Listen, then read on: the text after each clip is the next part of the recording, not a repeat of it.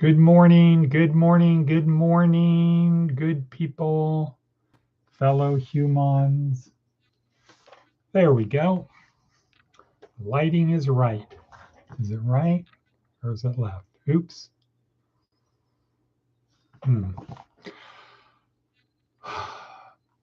Ah. Okay, good morning. This is a big day in the history of the world. Roy Henry Alvarez was born at what was the time? 3:11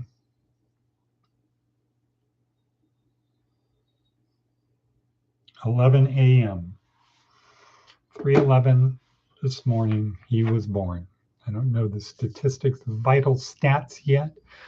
We'll find out. I will be there later today or this evening.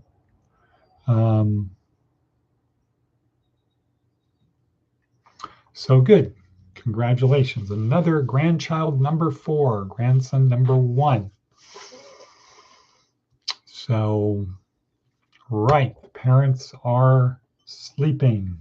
The message I received was, Lucy is exhausted. I've been up for 24 hours too. Probably more than that, but maybe not. So here we are, Sunday, November 23rd, 2025. It is just after 6 o'clock in the morning here in,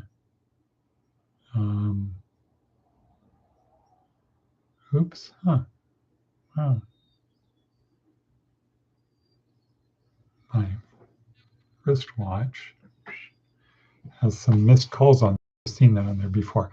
Anyway, so good morning, Atticus von Atticus. Yes, I've seen the emails. I sent you a text that has some, I mean an email. I sent you an email that has some things that you need to find out. I was just on the phone with Watabevi in Jacksonville. She said she would be joining us. So we got that going for us. Anyway, this is Sunday, day 2 of G.school.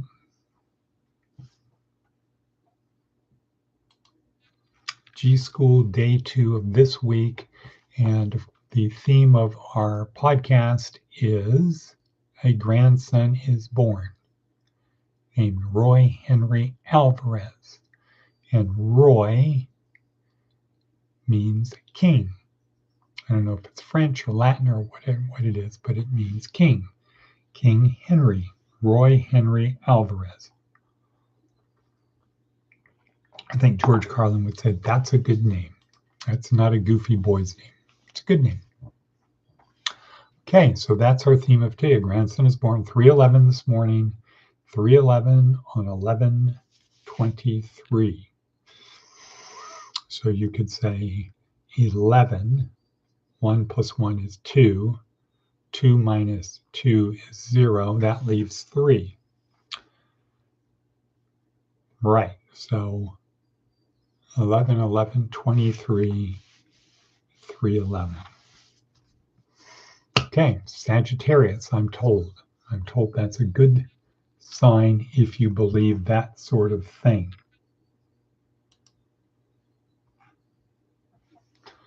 Once again, congratulations to Lucy, the mother, and Brandon, the father.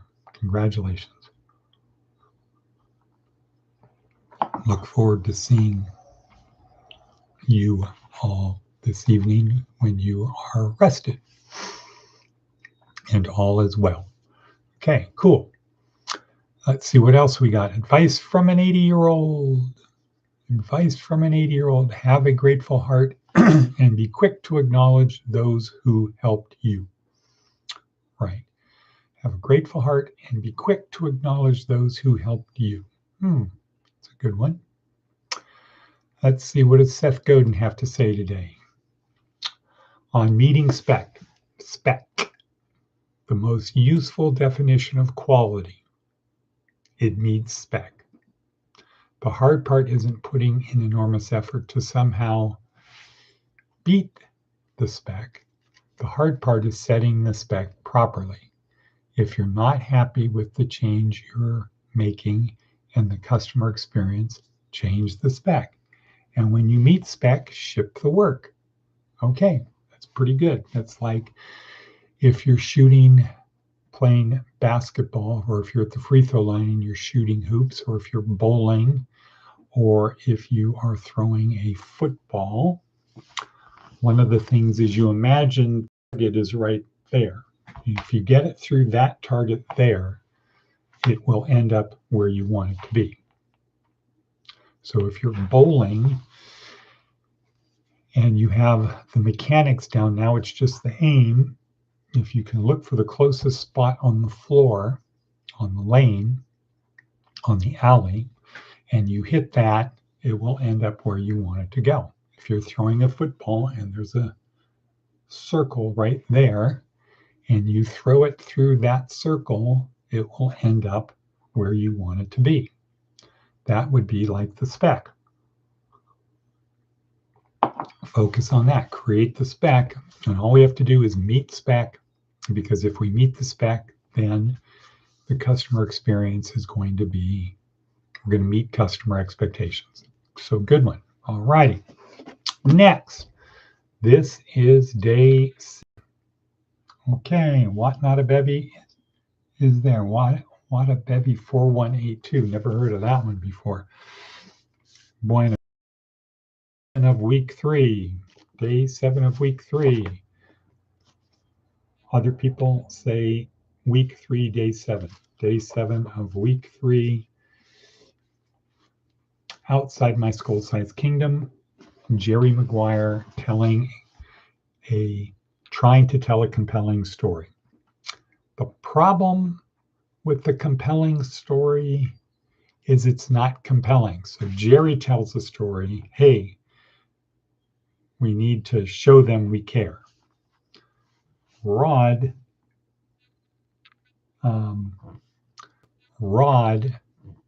isn't impacted positively by that story. And he tells another story.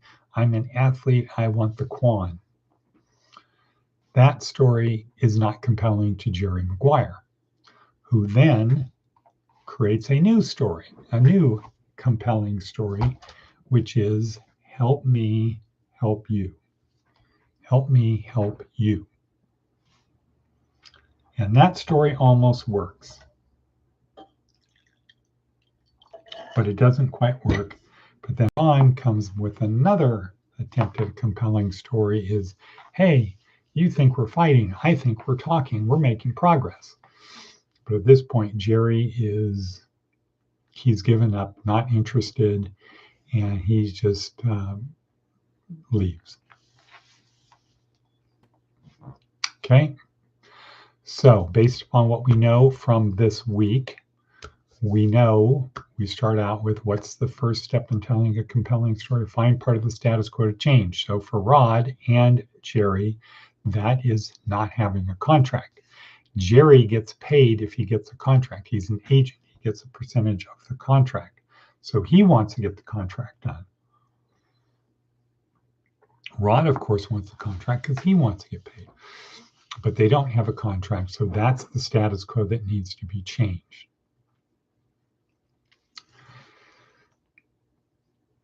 Step 1. Step 2, tell a compelling story. Step 3, connect the true believers. Unfortunately, in this little montage or this little scene, neither one is able to convince the other. They're not connecting with the true believers. Neither of them are true believers to the other's story, so can't get to step 4. Now, what did Jerry try to do to make his story compelling? What should he have done? Talk about the why we need to change the status quo. Instead, he started talking about how we're going to change the status quo. Rod, I need you to cooperate with them. Which Ron interpreted to be to dance. I'm an athlete, not an entertainer. Don't ask me to dance. Well, Instead of talking about changing why the status quo needs to change, Jerry was talking about how we're going to change the status quo, how we're going to go from no contract to contract. That doesn't work.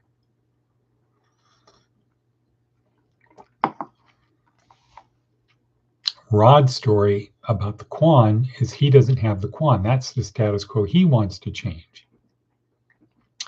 And he thinks people should just recognize he's a superior athlete and give him what he wants. That's not compelling. Jerry then goes to the story of help me, help you. The status quo being, Rod, you're not cooperating with me. We want to change the status quo, but now the status quo is you're resistant, you're reluctant to help me change the status quo. So we need to change that status quo. We need to change your behavior.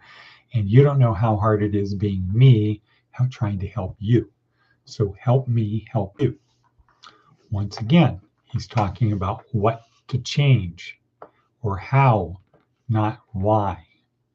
He's not talking about the benefits of having a contract, the importance of doing that for the family, for the future, for the team, for the city, etc. Why he is so important to have a contract. So the focus should have been changing the status quo. No contract, got to get your contract. That was what the compelling story should have been about. Why do we need to change the status quo? Because everybody's depending upon it. I, Jerry Maguire, I'm depending upon it for my commission. You're depending upon it for money. Your family's depending upon it. Your extended family's depending upon it. Your fans are depending upon it. Everybody's depending upon it. We need to do what it takes to change the status quo. Are you committed to doing that? Yes. Okay, let's work together and figure out how.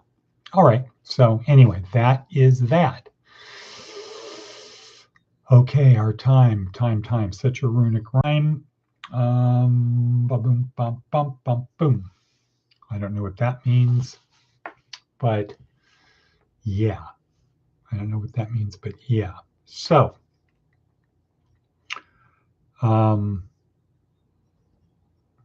lot of progress on the book. The podcast from yesterday, Can Nuns Be Saved? And we came to the conclusion that nuns cannot be saved if they are atheists for sure. Okay, so let's see. Let's say it this way. Here's what we came to. If you believe Jesus is who he said he was, the creator incarnate, then you need to do his 3 commandments. Love God, love one another, make disciples. If you don't do those, he warns in Matthew 25 and in elsewhere, I do not know you. You did not do the will of my Father. My Father said to believe me in John 3:16. If you believe me, you'll have everlasting life. Write that down. John 3:16.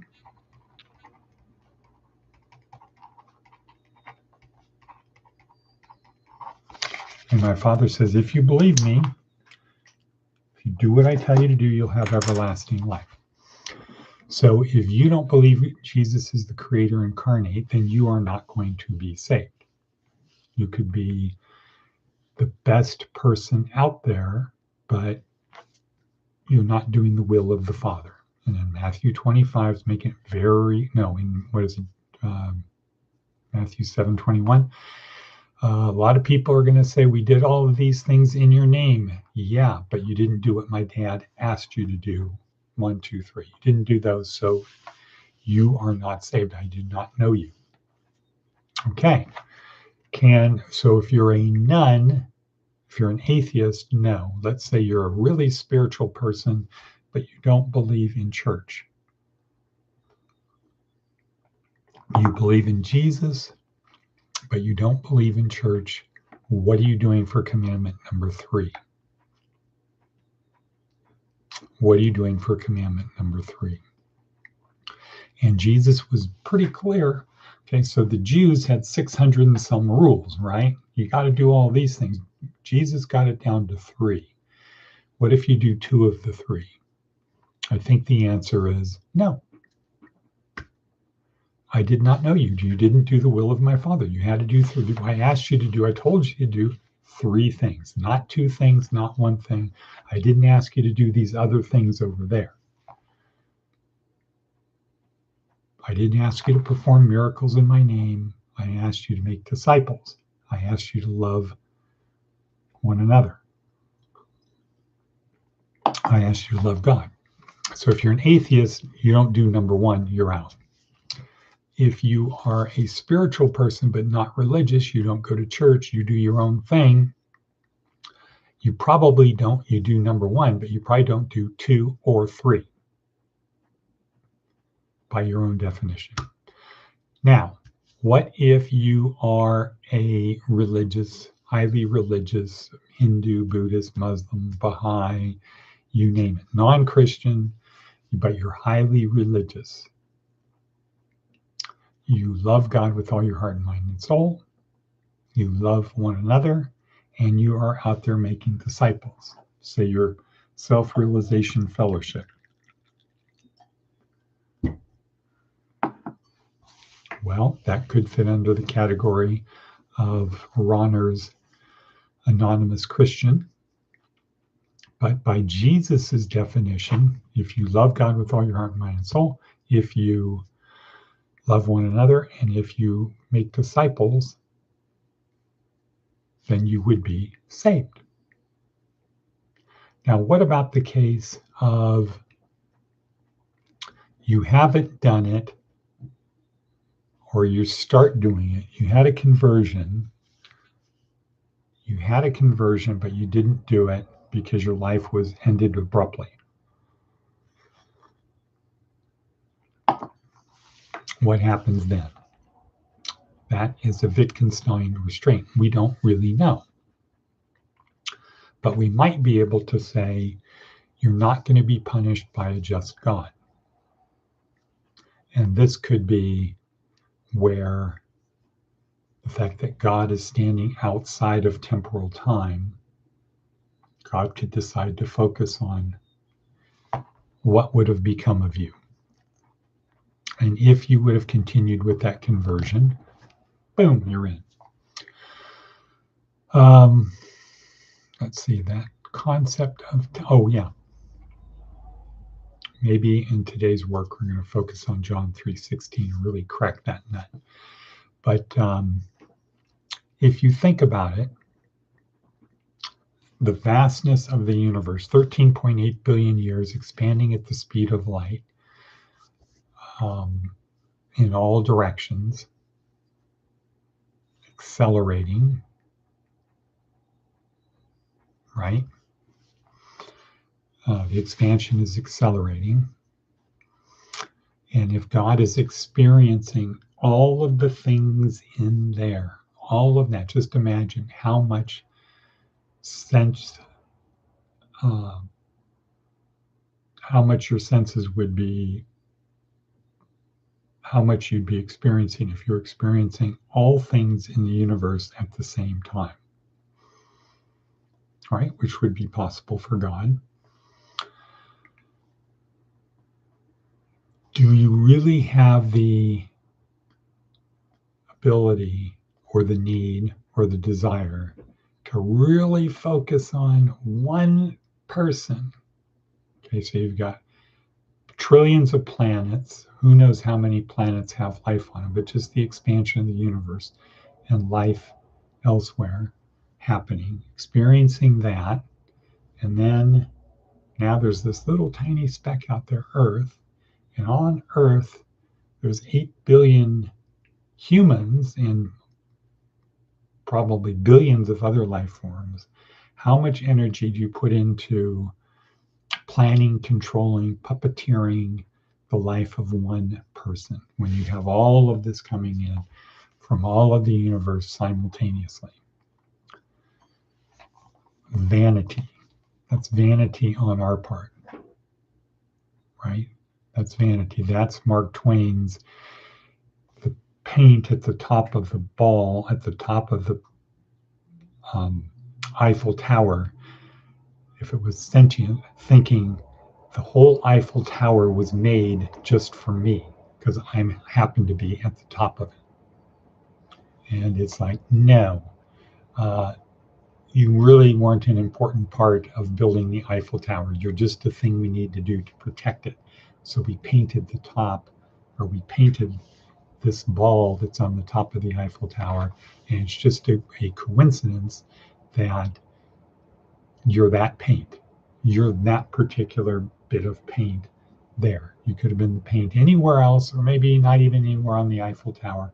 But to have the arrogance to think that we made the Eiffel Tower so that you could be at the top of it, you little piece of paint could be at the top of that, that's kind of beyond lack of humility. Okay, well, we're out of time. A lot of things to do today. Meeting at 11 to get ready for, and then of course, Hail King Roy. Yeah, Hail King Henry. Sorry, Hail King Henry. Roy Alvarez. Alrighty, with that we're going to say and cut, and cut.